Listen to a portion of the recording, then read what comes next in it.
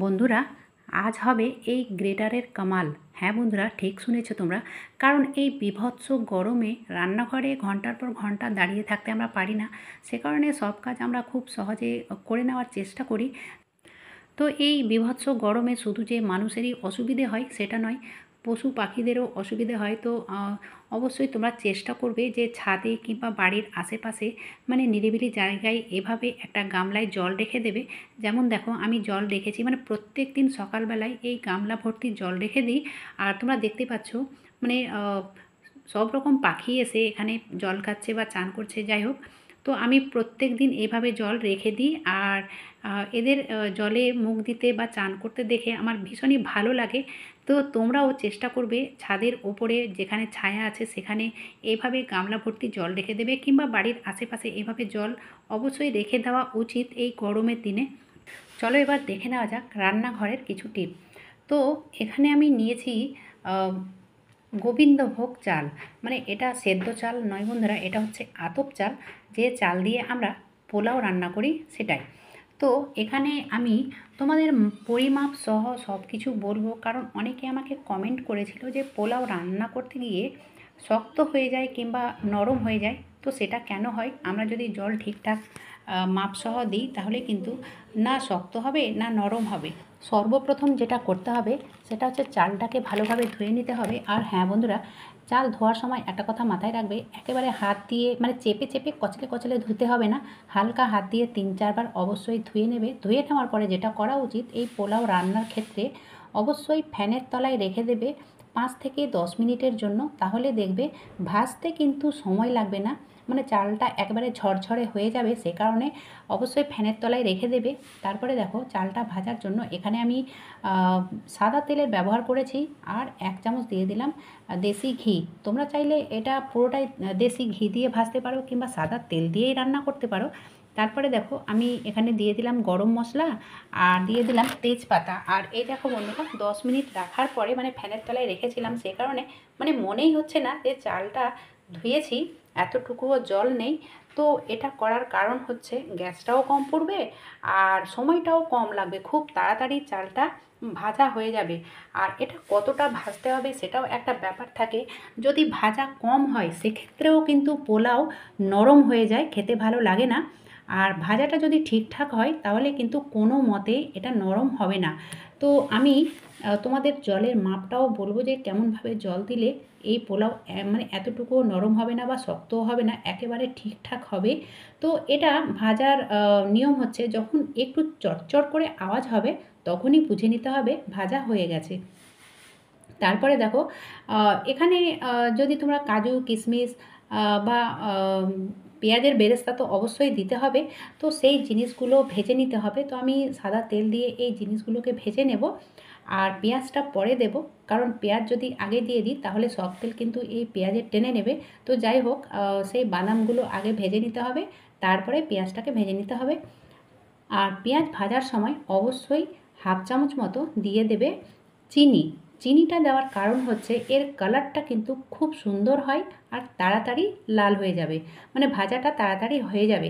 তো অবশ্যই তোমরা পেঁয়াজ ভাজার সময় চিনিটা ইউজ করবে। আর এই যে পোলাও রান্না না, অনেক রকমভাবে করা হয়। তো আমি এর আগেও আপলোড করেছি অন্যরকমভাবে। আমি যেই কৌটোর 3 কৌটো চাল নিয়েছি সেই কৌটোর মাপ করছি, মানে এখানে 6 কৌটো জল দিলাম। এবারে জলটাকে কিভাবে রেডি করব, আর অবশ্যই যতটা চাল থাকবে তার থেকে ডবল জল নিতে হবে, না কম না বেশি। এবারে জলটা রেডি করার জন্য এখানে একটা পুটলি তৈরি করব। তার জন্য দিয়েছি আমি কিছু আদা কুচি, মানে আদাটাকে কুচি করে কেটে নিয়েছি। আর পেঁয়াজ, একটা ছোট দেখে পেঁয়াজ কেটেছি, আর সেটা পেঁয়াজের খোসা সমেত দিয়ে দিলাম। আর দিলাম মৌরি, মানে কিছুটা 1 চামচ মতো মৌরি, গরম মশলা, তেজপাতা, তারপরে রসুন কুচি। এই সবগুলো এই পুটলির মধ্যে দিয়ে দিলাম, মানে একটা পুটলি তৈরি করে নিলাম পাতলা কাপড়ে। তারপরে এই কাপড়টা মানে এই পুটলিটা দিয়ে দেব সেই জলে, যে আমি জলটা দিলাম হাঁড়িতে, ঠিক এইভাবে এটাকে দিয়ে দিতে হবে। আর পোলাওয়ের আসল টেস্ট কিন্তু এই পুটলি থেকে বেরোবে। মানে এই জলটা যদি ভালোভাবে রেডি করা হয় তাহলে কিন্তু পোলাওয়ের টেস্ট মানে পারফেক্ট হবে, ভীষণই ভালো হয় আর কি এইভাবে করলে। তোমরা দেখতে পাচ্ছ আমি বেশ কিছুক্ষণ জলটাকে ফুটিয়ে নিয়েছি, মানে ঢাকা দিয়ে। আর জলের কালারটাও দেখতে পাচ্ছ কত সুন্দর হয়েছে।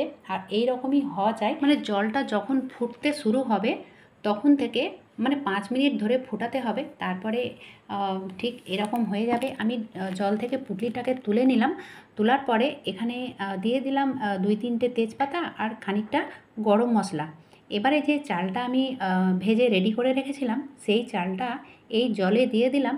যেহেতু জলটা একেবারে ঠিকঠাক মানে পরিমাপ সহ দিয়েছি, আর এই পর্যায়ে দিয়ে দিতে হবে লবণ। তো যতটা লবণ লাগবে সেই অনুযায়ী লবণটা দিয়ে দিতে হবে। এবারে ভালোভাবে নেড়ে নিলাম, আর নাড়াচাড়া করার পরে এটা দিয়ে দেব ঢাকা। তো এই পোলাও রান্না করতে কিন্তু খুব বেশি সময় লাগে না, খুব অল্প সময়ে এটা সেদ্ধ হয়ে যায়। তো এই দেখো বন্ধুরা, চালটা সেদ্ধ হয়ে গেছে আর জলটাও শুকিয়ে গেছে। এই পর্যায়ে কিন্তু চুলোর আঁচটা একেবারে লো করে দিতে হবে, কিংবা একেবারে বন্ধই করে দিতে হবে।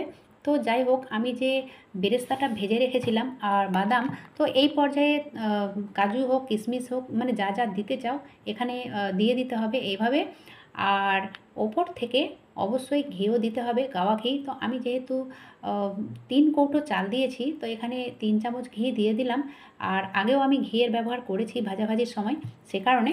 আর অবশ্যই এটা ভালোভাবে নাড়তে হবে, যত নাড়বে তত কিন্তু এটা ঝরঝরে হবে। আর এইভাবে যদি মাপসহ মানে পরিমাপ সহ জলটা দেওয়া হয়, তাহলে কিন্তু কোনো মতে পোলাও নরম হবে না, অবশ্যই পারফেক্ট রান্না হবে, যে কেউ এটা করে নিতে পারবে। চলো এবার দেখে নেওয়া যাক পরবর্তী টিপ। তো পরের টিপ হবে এই মাছ নিয়ে। কারণ এই বীভৎস গরমে এই ছোট ছোট মাছ বানানো একটা কঠিন ব্যাপার হয়ে যায়, কারণ এগুলো মাছ বানাতে অনেকটাই সময় লেগে যায়। কারণ এর গায়ে যে আঁশটা রয়েছে সেগুলো কিন্তু মানে সেই আঁশগুলোও কিন্তু ছাড়াতে হয়। তো যাই হোক, আজ আমি খুব সহজ পদ্ধতি তোমাদের সঙ্গে শেয়ার করব। সেই ছোট মাছ হোক কিংবা বড় মাছ হোক, আঁশ ছাড়ানোর সহজ পদ্ধতি আমার হাতে রয়েছে। এটা গ্রেটার।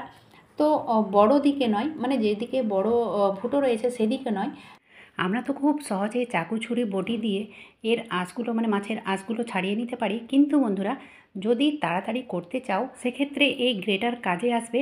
তো অবশ্যই এইভাবে মানে একটুখানি ঘষা দিতে না দিতেই আঁশগুলো ছুটে আসবে, আর এই কাঁচির সাহায্যে পাখনাগুলো কেটে নেব।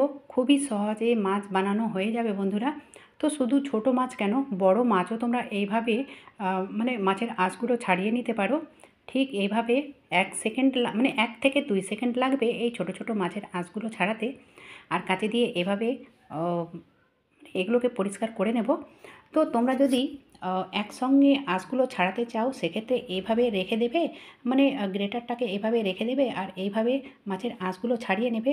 এইভাবে করলেও কিন্তু অতিরিক্ত মানে খুব সহজে খুব তাড়াতাড়ি হয়ে যাবে বানানো। তারপরে পাখনাগুলো কেটে নেবে, মানে ভেতরের যে নোংরাগুলো থাকে সেগুলো বার করে নেবে। আর এই দেখো বন্ধুরা, মাছ বানানো হয়ে গেছে। এবার যেহেতু গরমের সময় আর মানে এই সময় মাছির খুব উপদ্রব হয়, তো এভাবে যদি আমরা শুধু মুছে জায়গাটাকে ছেড়ে দিই তাহলে কিন্তু এখানে মাছি বসবে অবশ্যই। তো আমাদেরকে যেভাবে এই জায়গাটুকু পরিষ্কার করা উচিত সেটাই আমি তোমাদের সঙ্গে শেয়ার করব। যেমন ধরো এরকম মুছে নিয়েছি, তবুও কিন্তু ছোট ছোট আঁশগুলো মানে চিপকে বসে আছে। তো আমাদেরকে যেটা করা উচিত সেটা হচ্ছে একটুখানি এখানে দিয়ে দিলাম ডিটারজেন্ট, আর এভাবে লেবুর খোসা দিয়ে, লেবুর খোসা হোক কিংবা একটুখানি লেবুর রস হোক, কিংবা লেবু যদি না থাকে সেক্ষেত্রে তোমরা কয়েক ফোঁটা ভিনিগার দিতে পারো। আর এইভাবে মানে জায়গাটুকু পরিষ্কার করে নেবে, তাহলেই দেখবে এখানে কোনো মতে মশা মাছি বা কোনো রকম পোকামাকড় আসবে না আর কি। তো এইভাবে মুছে নেবে, তাহলে এই জায়গাটা পরিষ্কার তো অবশ্যই হবে, আর কোনো মতে এখানে মাছি বসবে না বন্ধুরা। এগুলো আমাদেরকে খেয়াল রাখা উচিত। তো যাই হোক, আজকের ভিডিওটা যদি তোমাদের ভালো লেগে থাকে তাহলে ছোট্ট একটা লাইক করে দিও, আর যদি প্রয়োজনীয় মনে হয় তাহলে বেশি বেশি সবার মাঝে শেয়ার করো। আজকের মতো এখানে শেষ করলাম। এতক্ষণ আমার সঙ্গে আমার ভিডিও দেখার জন্য অসংখ্য ধন্যবাদ।